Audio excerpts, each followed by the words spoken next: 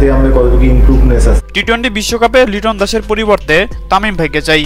এবার সংবাদ মাধ্যমে এসে লিটন দাসের ছন্ন ছাড়া বাজে ব্যাটিং পারফর্ম নিয়ে একই বলল সৌম্য সরকার। দর্শক, দীর্ঘদিন ধরে ব্যাট হাতে নিজেকে হারিয়ে খুঁজছেন ক্লাসিক্যাল ব্যাটসম্যান লিটন কুমার দাস।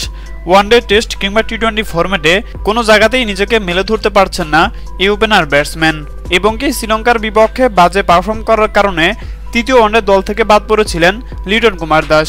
এছাড়া সর্বশেষ জিম্বাবুয়ের বিপক্ষে টানা 3টি টি-20 ম্যাচেই ব্যর্থ হয়েছেন এই ওপেনার ব্যাটসম্যান।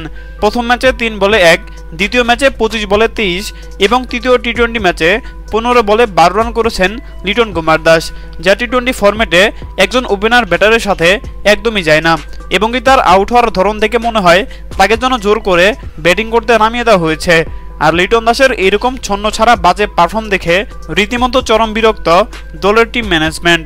আর তাই তো জিম্বাবুয়ের বিপক্ষে চতুর্থ টি-20 ম্যাচে লিটন দাসকে একাদশ থেকে বাদ দিয়েছে টিম ম্যানেজমেন্ট। আর লিটন দাসের পরিবর্তে ওপেনিংয়ে তানজিদ তামিমের সাথে সৌম্য সরকারকে খেলানো হয়। আর জিম্বাবুয়ের বিপক্ষে চতুর্থ টি-20 ম্যাচে এই দুই ব্যাটার মিলে দুর্দান্ত পার্টনারশিপ করে। দীর্ঘদিন পর টি-20 ফরম্যাটে ওপেনিং জুটিতে 100 রানের পার্টনারশিপ করে সৌম্য সরকার এবং তানজিদ হাসান তামিম।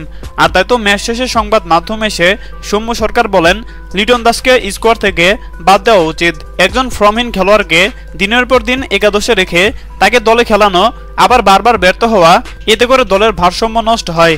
আর তাই তো আমি মনে করি সামনে টি-20 বিশ্বকাপ লিটন দাসকে বাদ দিয়ে তামিম ইকবাল ভাইকে আবারও বিশ্বকাপের স্কোয়াডে অন্তর্ভুক্ত করা উচিত।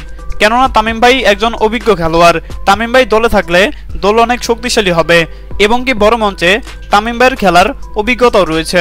হ্যাঁ দর্শক, আপনাদেরকে বলছি, সৌম্য সরকারের এমন কথার সাথে আপনারাও কি একমত? আসন্ন টি-20 বিশ্বকাপে লিটন দাসের পরিবর্তে তামিম ইকবালকে দেখতে চান কিনা জানিয়ে দিন আপনাদের গুরুত্বপূর্ণ মতামত আমাদের কমেন্ট বক্সে। ধন্যবাদ।